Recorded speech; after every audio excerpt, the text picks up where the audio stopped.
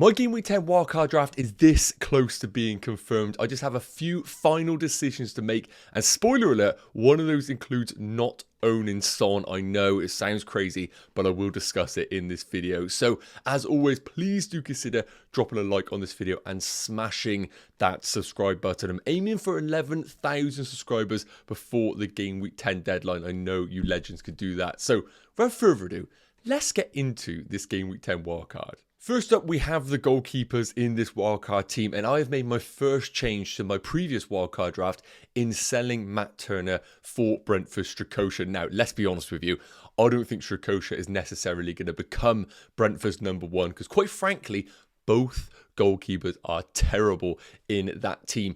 But to save myself 0.1 million for my team, I think it's the right thing to do. Areola at 4.2 million is just an FPL gift. And I think I'm going to start him every single game week. You can see the fixtures here for West Ham.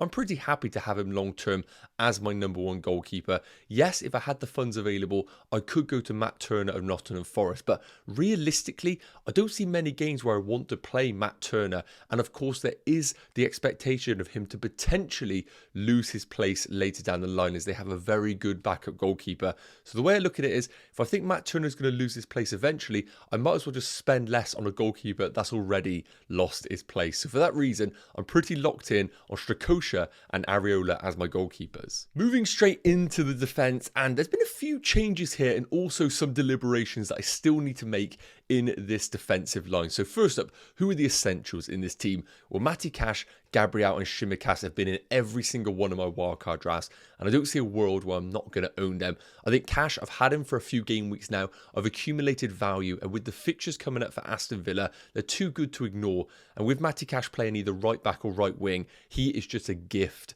right now in that team. So he is obviously a lock in my wildcard draft. Gabriel, I think, is a really good investment. Yes, game week 11 away against Newcastle is not good at all, but if we can rotate him well with the other defenders in my team, he can simply be benched for that fixture, knowing that he is a long-term option. And of course, as we know, he is brilliant on set pieces. And Sheffield United in game week 10 are one of the worst for defending set pieces based on the underlying numbers. And Tsimikas as well. Picked him up last game week at 4.4 million, an absolute gift. And sometimes these opportunities present themselves. You can't ignore them. Could he lose his place? Yes. Joe Gomez could step in at left back, but I think these are all sort of situations that could happen for any player in the game. I think you simply go with him, knowing that if you need to, you can simply sell him later down the line if he was to lose faith with Jurgen Klopp. 3.9 million defender has chopped and changed, but I've decided on Charlie Taylor. Now, the reason being is I'm going to put the fixtures up on the screen right now for all 5 teams and how they could possibly rotate. Now, the reason why I think Charlie Taylor is a brilliant option is because in game week 13, basically every team has terrible fixtures. So I need a player that could potentially step up in that department. Now, I originally had Lascelles, but I have no idea whether he would actually still be playing for Newcastle come game week 13.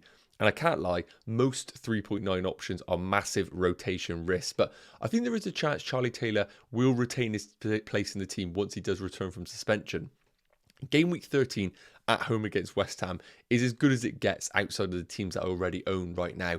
So I'm happy to have him at 3.9 million, bench him, and then potentially need to play him in game week 13, hopefully for his one mega haul, and then he can be benched for the rest of the season.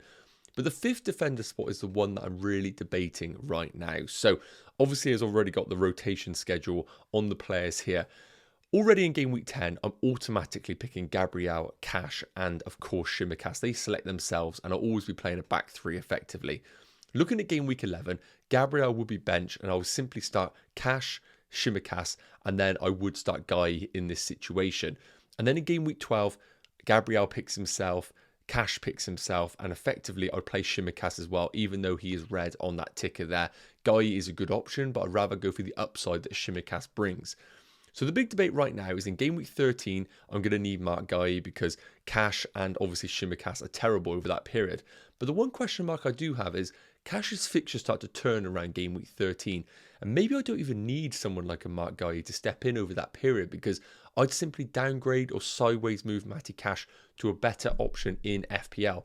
I'm only viewing Matty Cash as maybe 3 more game weeks of holding. So yes, Guy is great over this period. I only really am going to need him potentially in game week 11 when there are some other trickier fixtures. But realistically, I don't want to sweat too much about that position. I think it is going to be one of those where it's quite redundant until maybe Shimmercast loses his place in the team. And also I might need him for game week 11 to replace Gabriel. But a player that is on my radar is going to be Harry Maguire. Now, yes, I get it. You're probably laughing at the back right now. But looking at Man United's fixtures, I wouldn't need Harry Maguire for game week 10 against Man City. And then he has Fulham away in game week 11, which is obviously a great fixture and where I would require Harry Maguire. And then in game week 12, I would obviously then have him as a backup where he is at home against Luton. So Maguire is on the radar, 4.2 million, but I would argue he could lose his place later down the line. So right now, I'm pretty happy with this defence. Let me know your thoughts in the comments. I'm not sweating too much about the guy's situation because I have some midfield headaches that I need to resolve firstly. Okay, moving into the midfielders, and this is where it's got a little bit controversial and where my biggest headache lies in FPL, and that is going to be, what do I do with the final two spots in this midfield? So for a bit of context right now, I think Saka and Salah absolutely locked into my wildcard 10 team unless we get some sort of information that maybe Saka is carrying a knock going into the weekend. That is the only way where I go without Bukayo Saka, and Salah is just an automatic pick. Even though I'm not as big as other FPL managers because his non-pen XG isn't really up here, you just can't ignore him with the fixtures that they have coming up. So he is locked in. And Jared Bowen, I'm getting closer and closer to locking into my FPL team. I just look at the fixtures for West Ham, Everton, Brentford, Forest, Burnley, Crystal Palace. Amazing long-term fixtures, and he's basically the talisman in this West Ham team. If they're going to do well over that period, I would expect him to do well as well. There's a bit of a tongue twister there. So he is pretty much locked in. So the last decision that I have is a combination of either Mitoma and Maddison, which you can see I'm currently leaning towards right now, or going for the combination of Son plus Cole Palmer. Now, this is where the real headache comes, and I'm going to show a slide in a minute which compares both assets to give us an understanding of which one to go for. So I think Mitoma and Maddison is the one that I'm leaning to right now, but I want to quickly show you the comparison between both Maddison and Son. So Son versus Maddison is the big decision for my wildcard 10 team. Yes, I previously owned both, but I don't see a world where I'm going to own both for my wildcard team just because I want an investment in that Arsenal midfield in the shape of Bukayo Saka. So we've got the underlying numbers here from game week 4 to game week 9.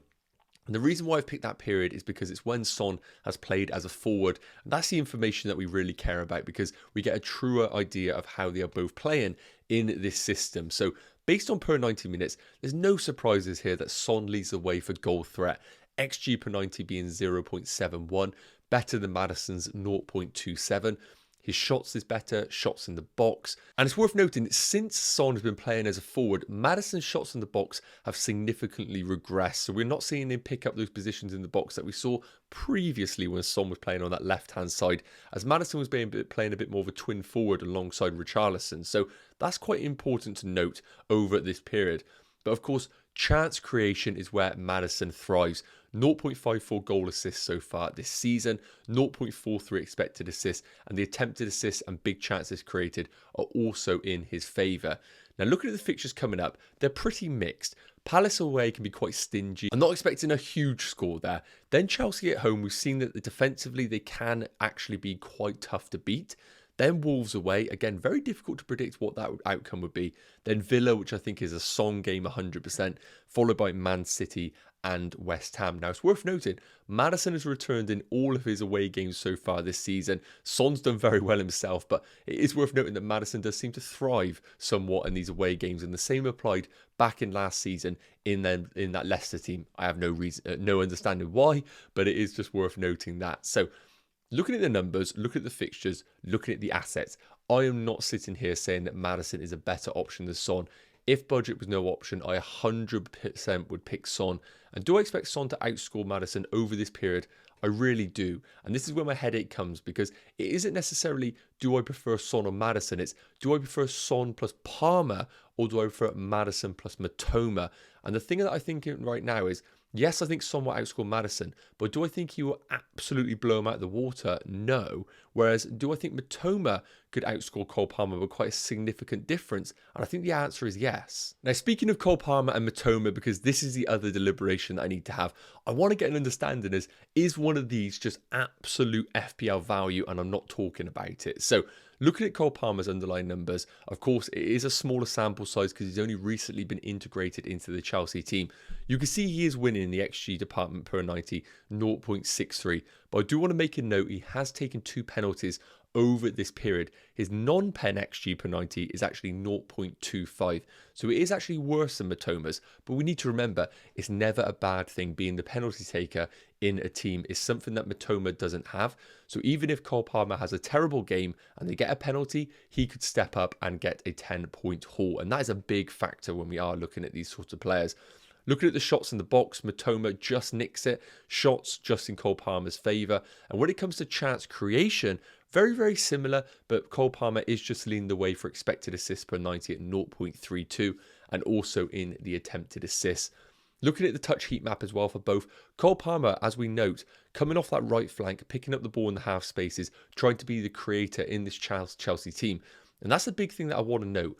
I don't think Cole Palmer is going to be the goal scorer in this Chelsea team.